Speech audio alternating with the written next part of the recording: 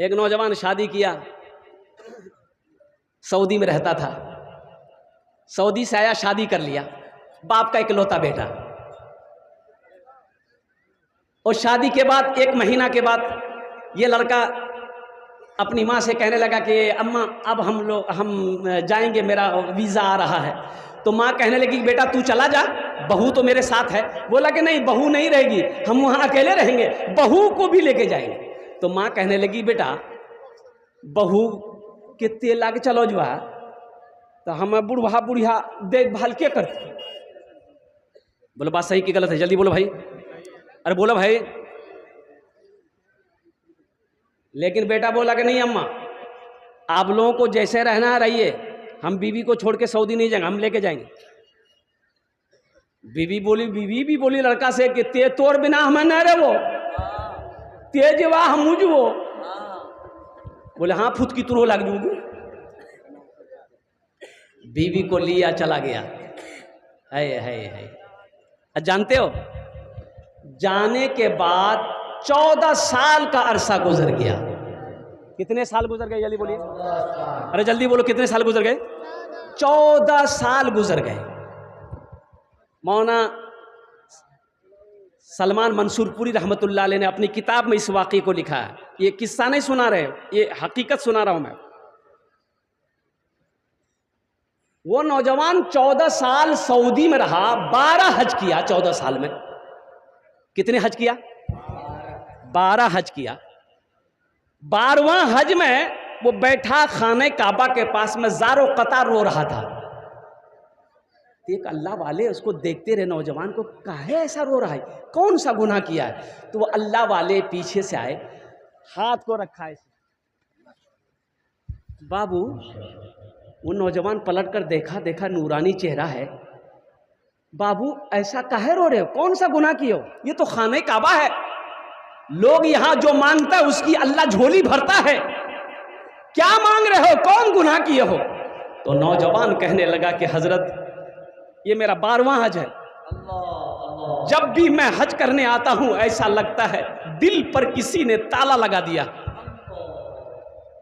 तो अल्लाह वाले समझ गए, उन्होंने कहा कि लगता है तुमने किसी का दिल दुखाया है, तुमने किसी का दिल दुखाया है। वल्लाह वाले कहने लगे अरे तेरी माँ है, बाप है? ये नौजवान और रोने लगा, बोला कि हजरत मैं क्या बताऊं, मेरी माँ तो थी, मेरा बाप तो था, लेकिन 14 साल हो गए, मुझे पता नहीं मेरी माँ जिंदा है कि नहीं, मेरा बाप जिंदा है कि नहीं। तो अल्लाह वाले ने कहा फिर तू ये खाने काबा में बैठकर क्या कर रहा है? अरे उठ दौड़ भाग घर जो, अगर बाप जिंदा है माफी मांग ले, माँ जिंदा है माफी मांग ले, अल्लाह तेरे दिल के ताले को खोल देगा। ये नौजवान आनंद फानन में टिकट बनाया, दिल्ली उतरा और दिल्ली से ट्रेन पकड़ा, ओहो कटिहार उतरा और वहां से अपना गांव जब आया, देखा 14 साल में पहले फूस के घर थे, अब पुख्ता घर हो गए हैं, अपना घर कहाँ पता नहीं। ये नौजवान 14 साल में सोचा कि मेरा घर किस जगह है। ओहो, एक बूढ़े मियाँ बस्ती के बाहर घास काट रहे थे। ये नौजवान रुककर कहा कि ओ चचा, अपना बाप का नाम लिया कि ए चचा, ये अब्दुल्ला साहब घर कौन था जी? हाँ। तो बूढ़े मियाँ नीचे से ऊपर तक देखा, बोला कि अब्दुल्ला मियाँ वो बेचारे तब इस दुनिया में नहीं रहे, उनका तो इंतकाल हो गया, 3 साल हो गया। ये की बेटा था, बड़ी मोहब्बतों से बेटे को परवरिश किया था, पाला था, पोसा था, लेकिन वो बेटा धोखा देकर चला गया, भाग गया, बेटे के गम में बाप मर गया। ये नौजवान रोने लगा तो बूढ़े मियाँ बोले कि उससे तुमको क्या रिश्ता था? कहा कि वो बेटा बदनसीब बेटा जो बाप को छोड़कर भागा था, वही बदनसीब बेटा मैं हूं। फिर वो नौजवान पूछने लगा कि चचा उनकी बीवी का क्या हुआ? मेरी माँ का। बोली बेचारी बेवा हो गई तो कोई सहारा नहीं, दूसरे के घर में काम करती थी, जिसको होता था खिला देती थी। अब तो पता चला कि उसके जिस्म में फालिज मार दिया, लकवा मार दिया, बिस्तर से हिल नहीं पाती है। बेटे के गम में इतना रोई कि आँख की रोशनी खत्म हो गई। अंधी हो गई है। मोहल्ले की कोई औरत को तरस आता, जाती है नहला धुला कर कुछ खिलाकर चारपाई पे सुला देती है, बस यही दुआ करती है कि या अल्लाह उस वक्त तक मेरी मौत ना हो जब तक मैं अपने बेटे को ना देखूं।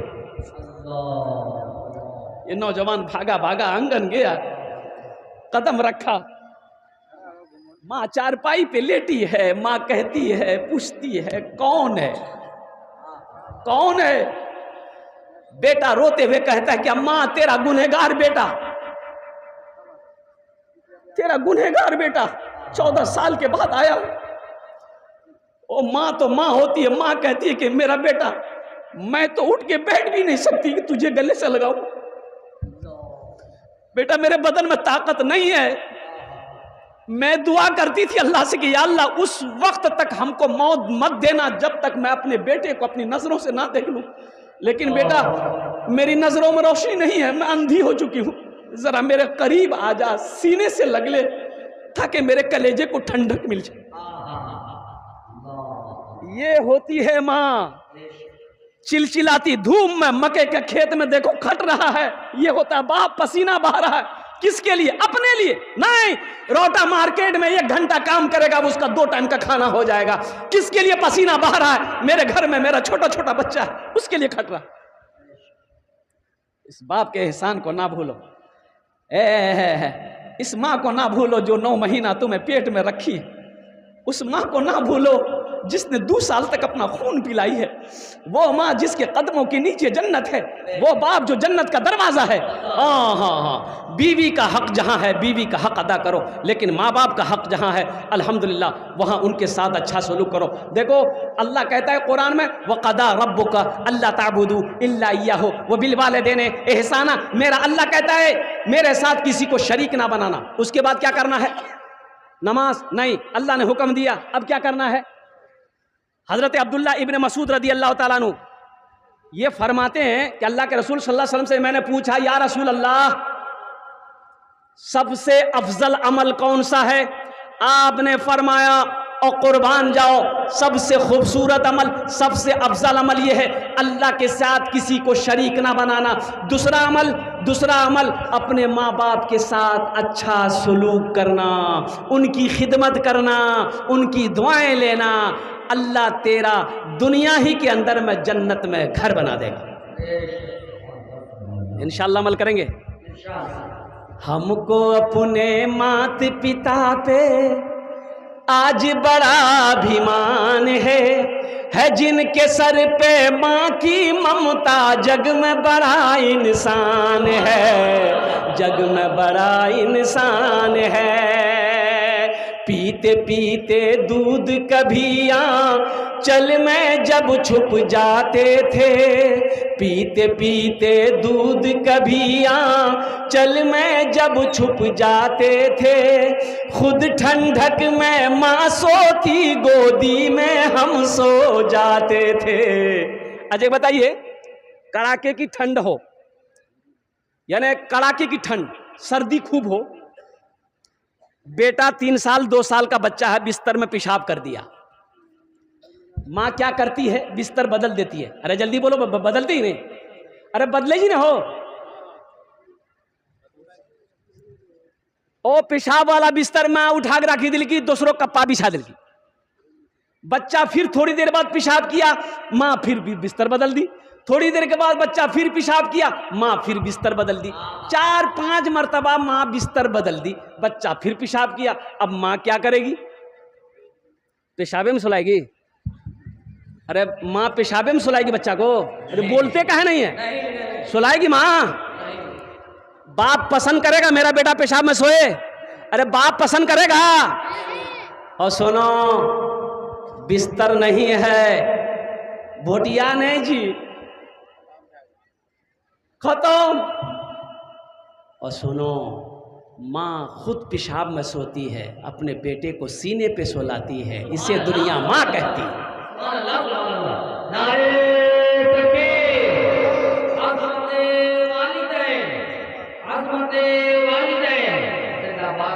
पीते पीते दूध कभी चल में जब छुप जाते थे, खुद ठंडक में माँ सोती, गोदी में हम सो जाते थे, गोदी में हम सो जाते थे। माँ बोली मन भावन मेरा बेटा रूप समान है, जो माँ की ममता ना समझे वो कितना नादान है, वो कितना नादान है। नौजवानों, आप नहीं चाहते हो कि हम हज करें? अब भाई हज करना कौन कौन चाहते हैं? हाथ उठाइए। सब चाहते हैं ना? तो जिनके माँ बाप नहीं है, ये ऑफर उनके लिए नहीं है। जिनके माँ बाप जिंदा है उनके लिए ये ऑफर है। उनके लिए ऑफर क्या है? एक हज, कोई पैसा खर्चा नहीं, पैसा खर्चा नहीं। अभी हज करने जाएंगे आप, 4 से 5 लाख रुपए खर्च होंगे। घर बैठे आप हज करो, घर बैठे हज का सवाब पाओ। क्या अल्लाह के रसूल सल्लल्लाहु अलैहि वसल्लम इरशाद फरमाते हैं, जो बेटी सुबह उठे और अपने बाप के चेहरे को मोहब्बत की नजर से ऐसे देख ले, बाबा ठीक जानी, बाबा ठीक छानी, मोहब्बत की नजर से सिर्फ देखे, अल्लाह उसे एक हज्जे मकबूल का सवाब अता फरमाता है। एक हज्जे मकबूल का सवाब अता फरमाता है। इसलिए मेरे बच्चों, नौजवानों, माँ बाप हैं, इनकी कदर करो, इनकी दुआएं लो, अल्लाह तेरी तकदीर बदल देगा। और माँ बाप से मैं कहना चाहता हूँ, बच्चे जब पैदा हों, देखिए बच्चा पैदा करना बहादुरी का काम नहीं है। बहादुरी काम से बच्चा पैदा करना कोई बहादुरी का काम नहीं है। इसलिए कि कुत्ता भी बच्चा पैदा कर रहा है तो कुत्ता बहादुर है, बिल्ली भी बच्चा पैदा करी, मुर्गा मुर्गी वो बच्चा पैदा करी। तो बहादुरी क्या है? जानवर बच्चे पैदा करते हैं, वो बच्चा छोड़ देता है। हम अशरफुल मखलूकात हैं। अल्लाह ने 18,000 मखलूकात को पैदा किया, उनमें सबसे अफजल, सबसे बेहतर, सबसे आला, सबसे ऊंचा इंसान को बनाया। तो हमारे घर में जब बच्चा पैदा हो तो बहादुरी यह है कि उस बच्चे की अच्छी तरबियत हो, अच्छी तालीम हो। हाफिज अब्दुल कुद्दूस साहब जो बच्चों को मकतब में पढ़ा रहे हैं, 150-200 रुपया महीना पर, मैं सलाम करता हूँ आपको कि अपने बच्चे को ज़मीन बेचकर पढ़ानी पड़े तो पढ़ाइए, ज़मीन बेच दीजिए, लेकिन उसको जाहिल मत रखिए। एक हफ्ता गोश्त नहीं खाएंगे, हफ्ता में एक ही दिन खाएंगे, 5 दिन नहीं खाएंगे, क्या जिंदा नहीं रहेंगे? अरे बोलो भाई, गोश्त नहीं खाएगा तो जिंदा नहीं रहेगा?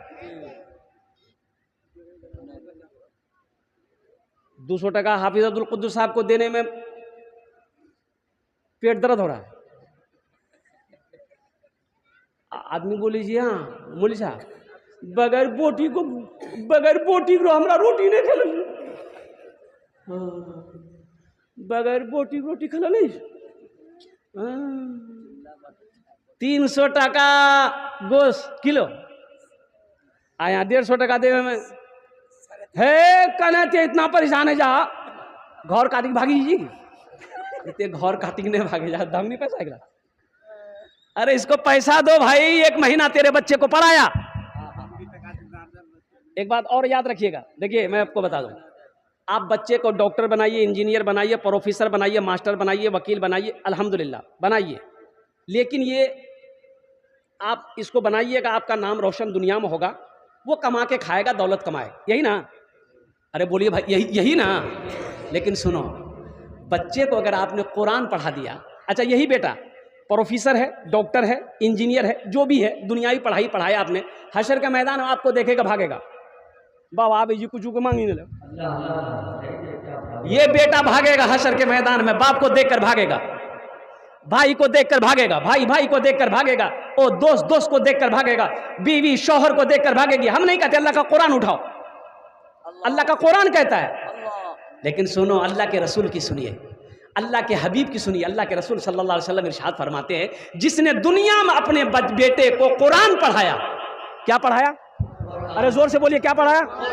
कुरान पढ़ाया है। वो बेटा बाप को देखकर भागेगा नहीं, बल्कि हशर के मैदान में दौड़ करके अपने बाप को ढूंढेगा। मेरा बाप कहाँ है? बाप के हाथ को पकड़ेगा, अल्लाह के सामने खड़ा होगा, या अल्लाह मैं तेरे कुरान का कारी हूं, मेरा ये बाप है, तेरा वादा है कि जो मेरे कुरान को पढ़ेगा उसके बाप को हम ताज पहनाएंगे। या अल्लाह आज इज्जत का ताज मेरे बाप को पहनाकर जन्नत के अंदर में दाखिल कर दे।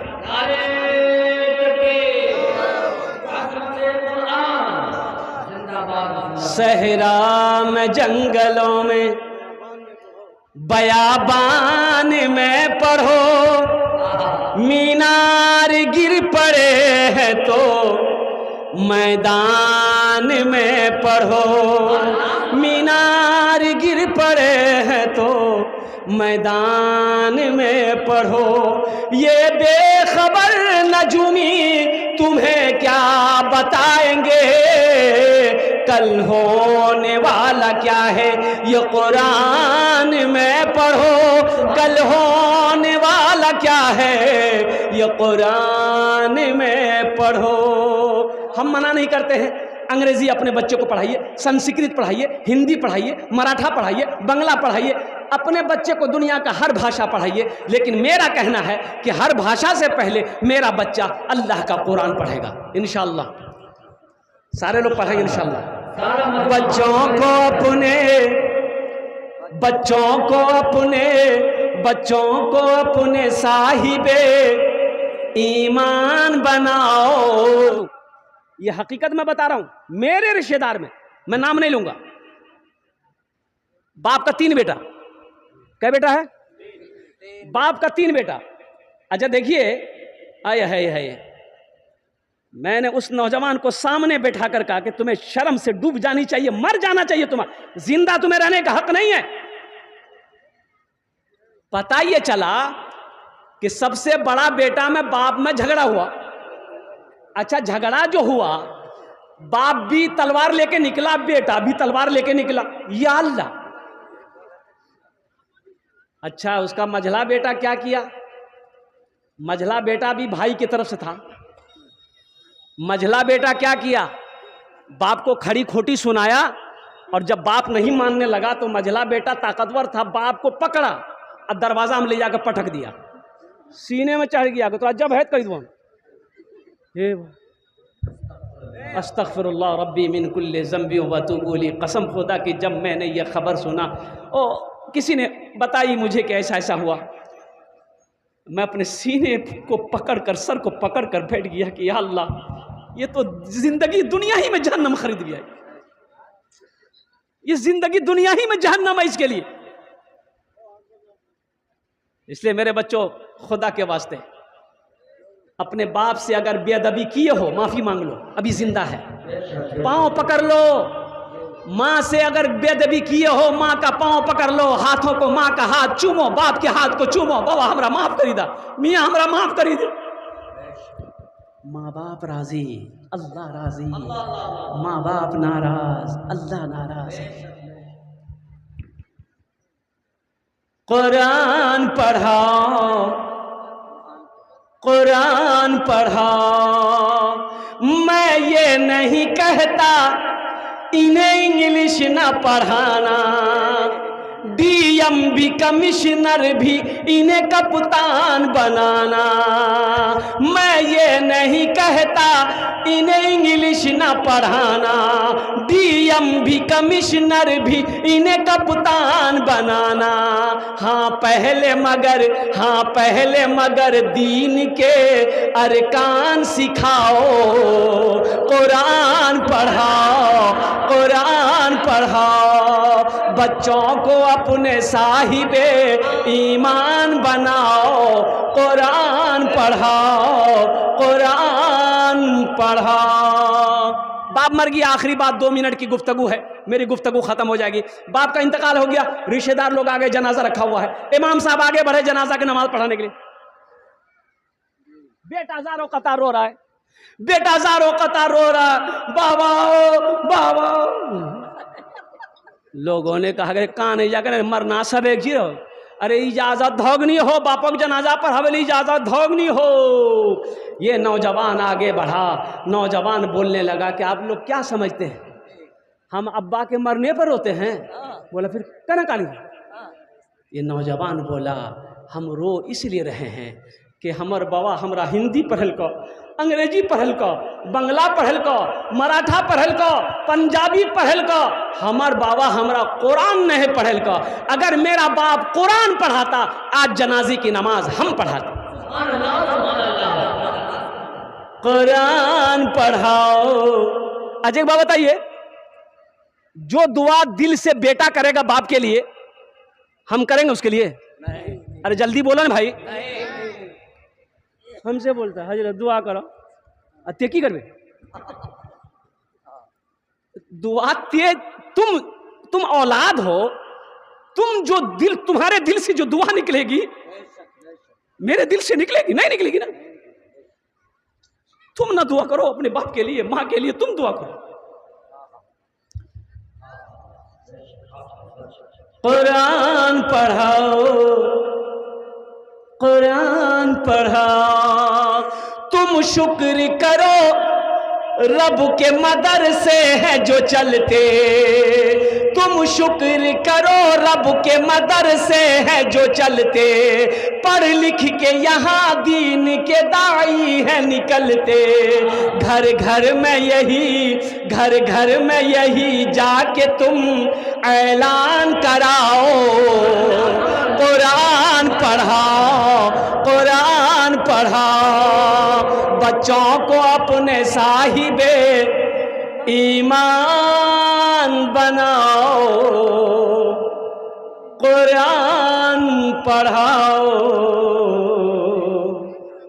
कुरान पढ़ाओ। इतना पढ़ा दिए बच्चों को ताकि दीन क्या है ये समझ में आ जाए। वजू में कितने फराइज हैं, गुस्ल में कितने फराइज हैं, नापाकी कैसे दूर की जाए, पाकी हासिल कैसे होगी, ये हमारे बच्चों को कम से कम पता चलना चाहिए। एक नौजवान से पूछा मैंने कि बाबू गुस्ल में कितने फ़र्ज़ हैं? बोला कि हज़रत गुस्ल में कितना फ़र्ज़ है ये तो हमरा मालूम नहीं था, लेकिन हमें सुनलान के तीन फ़र्ज। तीन फ़र्ज कौन कौन फ़र्ज है मालूम है? क्या क्या फ़र्ज़ है? हमने पूछा की फ़र्ज ही? तीन फ़र्ज ही की फ़र्ज? तो वो लड़का बोली तौलिया, बाल्टी, साबुन। बोले तीन फ़र्ज। कुरान पढ़ाओ। बीवी के पास कपड़ा नहीं, आपने बैंक में पैसा रखा है, बच्चे को पहनने का कपड़ा नहीं है, आप पैसा तिजोरी में रखे हैं, अच्छा खाना नहीं है बच्चों को खिला रहे हैं, आप अच्छी तालीम नहीं दे पा रहे हैं, आप पैसा जमा जमा करके रख रहे हैं। वैसे शेख अब्दुल हक मुहद्दिस देहलवी रहमतुल्लाह अलैह बहुत अच्छा मजमून लिखा कि एक नौजवान हजरत अब्दुल हक मुहद्दिस देहलवी रहमतुल्लाह अलैह के पास में आया कि हजरत मेरी उंगली ना इतना दर्द है कि इस दर्द की वजह से ऐसा लग रहा है कि मेरा पूरा जिस्म में कोई तलवार मार दिया। हजरत डॉक्टर को दिखा चुके, हकीम को दिखा चुके, तबीब को दिखा चुके, जर्रा को दिखा चुके, कई हजार की दवाई खा लिया, फायदा नहीं, आराम नहीं, आराम नहीं है। तो हजरत अब्दुल हक मुहद्दिस देहलवी रहमतुल्लाह अलैह फरमाते हैं कि तुम मेरे पास क्या करने आए? बोला हजरत आप दम कर दिए, कुछ पढ़कर अल्लाह का कलाम पढ़कर दम कर दिए ताकि दर्द में अफाका हो जाए। ये उंगली हमारी ऐसी लग रही है कि ये जल रही है, ये उंगली मेरी जल रही है। और कुर्बान जाओ मुसलमानों सुनो, अल्लाह वाले थे हज़रत अब्दुल हक मुहद्दिस देहलवी रहमतुल्लाह अलैह, उन्होंने कहा अच्छा ठीक है बैठो मेरे सामने। आपने अपने सामने बिठाया, आप कुरान पढ़ते गए और दम करते गए, फूकते गए और पूछते थे आराम मिला? बोला हज़रत आराम नहीं मिला। अच्छा फिर ठीक है। दोबारा फिर दम किया, पूछा आराम मिला? बोला कि नहीं आराम नहीं मिला। और तीसरी मर्तबा आपने फिर दम किया, फिर आपने पूछा आराम मिला? बोला कि हजरत आराम नहीं मिला, कुछ भी आराम नहीं है। तो आपने पूछा ए नौजवान तू सच सच बता ये कैसे हुआ? ये बीमारी तुमको कैसे लगी, उंगली में क्या हुआ है, सच सच बताओ। इसलिए कि ये दुनिया की बीमारी नहीं है, ये तुम्हारी उंगली में जो दर्द है ये जहन्नम का अजाब है, ये जहन्नम का अजाब है, ये जहन्नम की आग है। सच सच बता माजरा क्या है। वो नौजवान कहने लगा कि हजरत मेरा बाप था ना, पैसा वाला था, लेकिन बड़ा बखील था, बड़ा कंजूस था। हजरत पैसा घर में था, वो अशरफियों के सिक्के थे घर में, लेकिन सही से खाने को नहीं मिलता था, सही से पहनने को नहीं मिलता था। और मेरी माँ बोलती, हम लोग बोलते, वो मना कर देता, मार पीट पे उतर आता कि नहीं कोई पैसा खर्च नहीं करेगा। ना कभी मछली, ना कभी गोश्त, ना कभी दूध, ना कभी दही। इतना बड़ा बखील था कि अशरफियों का पोटली बनाकर, तकिया बनाकर सोता था। ना खुद खर्च करता था, ना हम लोगों को खर्च करने देता था। बोला फिर क्या हुआ? बोला फिर क्या हुआ हजरत, एक दिन मौत आ गई, मर गया, मेरा बाप मर गया। ओ मेरा बाप मरा, रिश्तेदार लोग आए, कब्र बनाई गई, जनाजे की नमाज पढ़े हम लोग, और अपने बाप को जब कब्रिस्तान ले जाने लगे तो मेरी माँ बोली कि बेटा ये अशरफी भी उसके कब्र में ले जाकर डाल दो। अरे बड़ी मोहब्बत करता था अशरफियों से, जीते जिंदगी कभी हम लोगों को अशरफी में पैसे में हाथ लगाने नहीं दिया। जैसा होगा अल्लाह खिलाता खिलाएगा, जा जा अशरफी को भी उसकी कब्र में डाल दे। ये नौजवान भी बोला कि अम्मा सही बोल रही, जब जिंदगी में अब्बा खर्चा नहीं करने दिया, अब ये दौलत लेके क्या करेंगे। वो अशरफी का वो जो पोटली, वो उसके साथ में कब्र में रख दिया, तख्ता रखकर मिट्टी डालकर बराबर कर करके लोग घर आ गए। 2-4 दिन के बाद ये लड़का सोचा कि बताइए अशरफी सब कब्र में रख दिए, आखिर बर्बादे हो जाएगा, तो लेते आते हैं घर में काम करेंगे। अब बाप वैसे बखील थे, जो भी थे खर्च नहीं करने दिए, खर्च नहीं किए।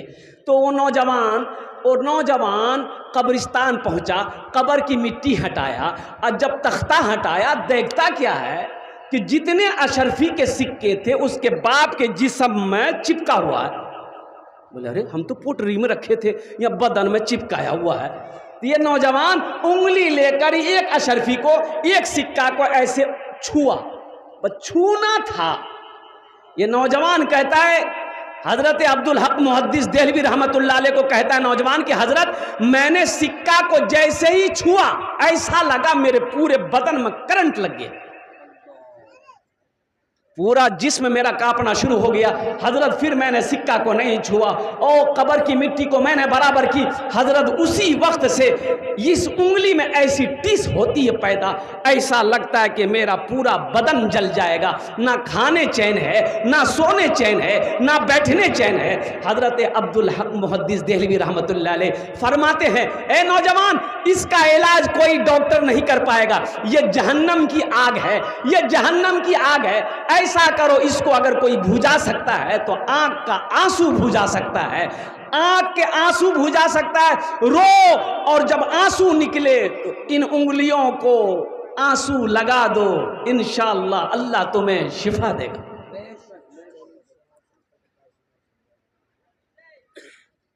हम ये नहीं कहते दौलत नहीं होना चाहिए, दौलत होनी चाहिए, अल्हम्दुलिल्लाह हो है तो अल्हम्दुलिल्लाह, अल्लाह का शुक्र अदा कीजिए। हलाल है, घमंड नहीं करना, हलाल है तो हिसाब देना होगा अल्लाह को, हलाल है तो अल्लाह को हिसाब देना होगा। अगर हराम दौलत है तो अजाब सहना होगा, फिर घमंड कहेगा। हलाल है तो हिसाब देना होगा, हराम है तो अजाब सहना होगा। तो हम कहते हैं कि जहां पर अल्लाह दौलत दे, माल दे, पैसा दे, तो अल्हम्दुलिल्लाह अल्लाह का शुक्र अदा कीजिए। जहां खर्च हो वहां खर्च कीजिए, जहां जायज़ खर्च हो वहां खर्च कीजिए। मदरसा हो, मस्जिद हो, गरीब हो, फकीर हो, यतीम हो, बेसहारा हो, उनके पीछे पैसा लगाओ, ये पैसा अल्लाह के बैंक में जमा होगा। मेरा अल्लाह सखी है, सखावत को पसंद करता है। इसलिए मैं कहता हूं मुसलमान बखील, अरे मुसलमान बखील नहीं होता, मुसलमान कंजूस नहीं होता, मुसलमान कंजूस नहीं होता, मुसलमान बखील नहीं होता। हम ये नहीं कहते मेरे पास 10 रुपए हैं, अच्छा देखिएगा मेरा क्या है, आपका क्या है। अल्लाह के रसूल सल्लल्लाहु अलैहि वसल्लम इरशाद फरमाते, लोगों तुम कहते हो ये माल मेरा, ये माल मेरा, ये माल मेरा, ये माल मेरा। साहबा ने कहा या रसूलल्लाह ये माल तो मेरा है। बोला नहीं तुम्हारा नहीं है, या रसूलल्लाह कैसे नहीं है? ये खेत तो मेरी है, ये मोबाइल या रसूलल्लाह मेरी है। ओ मुसलमानों सुनो, अल्लाह के हबीब सल्लल्लाहु अलैहि वसल्लम इरशाद फरमाते नहीं ये माल तुम्हारा नहीं है, ये माल तुम्हारा नहीं है, ये माल तुम्हारा नहीं है। या रसूलल्लाह सल्लल्लाहु अलैहि वसल्लम फिर मेरा माल कौन सा है? आपने इरशाद फरमाया जो तुम अपने हाथों से आगे भेज दिए वो तुम्हारा है, जो बचा हुआ है वो तुम्हारे बेटों का है, वारिसों का है, वो तुम्हारे हुकूकदारों का है, वो तुम्हारा नहीं है।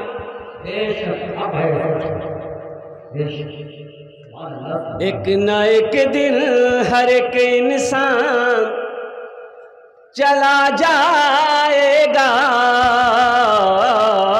एक न एक दिन हर एक इंसान चला जाएगा, एक न एक दिन हर एक इंसान चला जाएगा, चाहे निर्धन हो या धनवान चला जाएगा, चाहे निर्धन हो या धनवान चला जाएगा।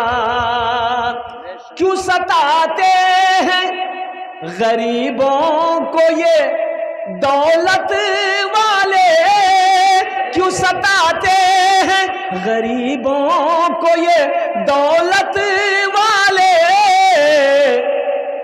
ना तवा हो या पहलवान चला जाएगा, एक ना एक दिन हर एक इंसान चला जाएगा। सुनी रह जाएगी ये ऊंची इमारत तेरी, सुनी रह जाएगी ये ऊंची इमारत तेरी, तू है कुछ रोज का मेहमान चला जा, तू है कुछ रोज का मेहमान चला जाएगा। और ये से देखिए, बीवी घर में अगर बीवी हो, घर में अगर बच्चा है, घर में परिवार अगर है, अल्हम्दुलिल्लाह अल्लाह ने अगर पैसा दिया है, टाका दिया है, माल दिया है, अगर बीवी अच्छा खाना खाना चाहे, बच्चा अच्छा खाना खाना चाहे, उसे खिलाओ। बाप बीमार हो गया, सुनो नौजवानों सुनो, बाप बीमार है, माँ बीमार हो गई, पैसा अल्लाह ने दिया है, ये अमोर रोटा के डॉक्टरों के चक्कर में मत पड़ो। अच्छे डॉक्टर, अच्छे सर्जन से बाप का इलाज कराओ, माँ का इलाज कराओ, बखीली ना करो, कंजूसी ना करो, अच्छा खाना खाओ, अल्लाह ने दिया है, खाओ। अच्छा, कितने लोगों को देखा है 50 बीघा जमीन का मालिक, 100 बीघा जमीन का मालिक, पैरम चप्पल, पैरम चप्पल नहीं जानो, वो की चप्पल पहनी की है, इतना पैसा, इतनी दौलत, बदन में फटा हुआ कपड़ा, या अल्लाह गंजी फटी हुई, लुंगी यहाँ धागा यहाँ बांधी, दुकानदार से पूछिए कि ये माइक का 6 महीने की गारंटी तुमने दे दी, तो और गारंटी कितना दिन हो? बोले नहीं भैया हमारी गारंटी नहीं। देगा? अरे बोलो भाई देगा, गारंटी देगा? जब गारंटी है ये नहीं हमारी ना वो वारंटी है ना कोई गारंटी है, तो फिर वहाँ की तैयारी करना होगा, वहाँ की तैयारी करनी होगी, वहाँ के लिए तैयार रहना होगा। और वहाँ की तैयारियों में से सबसे पहली तैयारी नमाज है। मस्जिदों को आबाद करें, अल्लाह आपके घर को आबाद करेगा। नमाज आपसे कुछ मांगती नहीं है, नमाज तो देना चाहती है, नमाज नवाजना चाहती है। मैं सलाम करता हूँ अपने इलाके के जितने भी हमारे हुफ़ाज़े किराम, उलमाए किराम जो मकतब चला रहे हैं, जो मस्जिदों को आबाद कर रहे हैं, कम तनख्वाह में अल्लाह अल्लाह है या अल्लाह। इमाम की तनख्वाह कितनी है अपने बस्ती में? तनख्वाह कितना है इमाम? अगर 5,000, 6,000, 6,000। अरे बोलिए ना भाई, बोलिए ना भाई। 6,000, 7,000, 7,000 नहीं, 5,000। 5,000 बहुत भाग लिया। 5,000 तो बहुत छे। 5,000 इमाम को तनख्वाह मिलने लगे तो पटना में फ्लैट खरीद लेगा। सेक्रेटरी साहब से इमाम साहब ने कहा कि इमाम साहब यहाँ तनख्वाह बढ़ा दा, छोटा सातरा हमारे छोटो छोटो बच्चा जा 5,000 हम गुजारा नहीं है जी। तो सेक्रेटरी साहब बोली कि हमरा से पूछी कि बच्चा पैदा कर लाते हैं, रहना है तो रहिए, नहीं तो 1 2 3 नेशनल हाईवे फ्री जा। इमाम साहब बेचारे मजबूर रह गए। कुछ दिनों के बाद सेक्रेटरी साहब का बेटा पढ़कर आया दिल्ली से, नौकरी नहीं मिल रही है, जुमा का दिन है। सेक्रेटरी साहब ने कहा इमाम साहब दुआ कीजिएगा नमाज में, मेरा बेटा पढ़ लिख कर आया है, इसको अच्छी नौकरी मिल जाए, बेहतर नौकरी मिल जाए। इमाम साहब सलाम के बाद जुमे की नमाज में दुआ किए कि या अल्लाह सेक्रेटरी साहब का बेटा पढ़कर बाहर से आया है, ऐसी नौकरी दिलवा दे सेक्रेटरी साहब के बेटे को, जितनी तनख्वाह मेरी है उतनी तनख्वाह उसको भी मिले। सेक्रेटरी साहब गर्म हो गया। 5,000 हम किए थे, 5,000 में क्या होगा, आपने ऐसी दुआ क्यों की? और कुर्बान जाओ, आपका बेटा इंजीनियरिंग करके आया है, 5,000 में उसका नहीं होगा, एक इमाम का गुजारा हो जाएगा। इमाम आदमी है कि फरिश्ता है? क्या है बोलिए? आदमी है ना। है इसका बच्चा नहीं, इमाम साहब इमाम का बीवी नहीं है, ये ब्याह नहीं करेगा, ऐसे घूमते रहेगा ये। भाई इनके भी जज्बात, इनकी भी ख्वाहिशात है, ये भी तो शादी करेगा। इनकी बीवी के दिलों के अंदर में भी तो ख्वाहिश है कि हम भी अच्छा खाना खाएं, अच्छा लिबास पहने, अच्छा कपड़ा पहने। इनकी भी तो ख्वाहिश है कि मेरे बच्चे अच्छी तालीम हासिल करें। और कुर्बान जाओ, इनकी भी ख्वाहिश है कि मेरा बच्चा जब बीमार पड़े हम भी पटना में, पूर्णिया में अच्छे डॉक्टर से इलाज करवाएं। हमारा बच्चा बीमार होगा, हम पूर्णिया में मनोहर झा, मनमोहन झा, इसको झा, वो झा को दिखाएंगे। और इमाम का बच्चा बीमार होगा, हम और हॉस्पिटल ला जानी हो। ये इंसाफ है भाई, इंसाफ है। इसलिए मेरे भाइयों हम ये कहते हैं, देखिए आपसे हाथ जोड़ कर गुजारिश करेंगे, हाथ जोड़कर गुजारिश करेंगे, अपने मस्जिद के इमाम को खुश रखिए जिसके पीछे आप 5 वक्त की नमाज पढ़ते हैं। आप मरिएगा, जनाजे की नमाज वही इमाम पढ़ाएगा, और कभी मौका मिले वही इमाम आपके लिए दुआ करेगा। 100 रुपए, मान के 150 घर की आबादी है, अल्हम्दुलिल्लाह 150 घर की आबादी, हर घर से अगर 100 रुपए मिले तो 150 रुपए कितने, 150 100 टकिया कितने हुए? 15,000 एक इमाम को तनख्वाह आप नहीं दे सकते हैं। अल्लाह अकबर कबीरा। एक मोबाइल का रिचार्ज खत्म हो जाता है, आप अंबानी, अब घर के अंदर में 3 आदमी है, 3 आदमी, बेटा के पास मोबाइल, बीवी के पास मोबाइल, मेरे पास मोबाइल, 3 मोबाइल है, 3 मोबाइल का रिचार्ज करेंगे, ओ 350 रुपए, 350 रुपए मोबाइल। अब वो 3 मोबाइल का रिचार्ज करेंगे, 1,050 रुपए हुआ। मोबाइल तो रिचार्ज कर लेते हैं, लेकिन ये इमाम साहब हमारे बच्चों को पढ़ा रहे हैं, इमाम साहब इसके पीछे हम नमाज पढ़ रहे हैं, 100 रुपया देने के लिए, 200 रुपए देने के लिए, अल्लाह समद, ना जाने ऐसा लगता है कि कलेजा बाहर निकल जाए। देखिए एक बात याद रखिएगा, मुसलमान बखील नहीं होता। मुसलमान बखील, अरे बोलिए ना, मुसलमान बखील, हाँ नहीं, मुसलमान बखील नहीं होता। हाँ, जायज़ कामों में खर्च करने की बारी आए, मुसलमान बुखल से काम नहीं लेता है, मुसलमान बखील नहीं होता है। इसलिए मेरा अल्लाह सखी है, सखी बनो, जहाँ जायज़ खर्च हो वहाँ खर्च करो, जहाँ सही खर्च हो वहाँ सही खर्च कीजिए, नेक कामों में खर्च करने की बारी आए वहाँ खर्च कीजिए। देखिए दौलत ना कोई लेके जा पाया है, ना कोई लेके जाएगा। बोलिए बोलिए भाई, अरे जाएगा, बोलिए, कोई लेके जाएगा? अच्छा आए थे, कुछ लेके आए थे, अब कोई जाता है किसी को कुछ ले जाते हुए देखे हैं? नहीं। जब कुछ लेके आए नहीं, जब कुछ लेके जाना नहीं है, तो फिर इसको सीने से चिमटा के क्या फायदा है? कुरान पढ़ो। मजमे में इतने लोग बैठे हुए हैं, माँ बाप से मोहब्बत करने वाले, देखिए जिनके माँ बाप हैं उनकी खिदमत करो, जिनके माँ बाप चले गए उनके लिए आप क्या करेंगे? उनके लिए दुआ कीजिए, उनके लिए आप हमेशा दुआ कीजिए, हर नमाज में दुआ कीजिए, सदका खैरात करते रहिए, उसके नाम से ही सालों साल काम करते रहिए। कब्रिस्तान है, माँ बाप के कब्र पे जाते रहिए, दुआ करते रहिए और कुर्बान जाओ, सदका जारिया, उनके नाम से कुछ ना कुछ सदका खैरात करते रहिए। अल्हम्दुलिल्लाह, अल्लाह अल्लाह आपके माँ बाप के दर्जात को बुलंद फरमाएगा।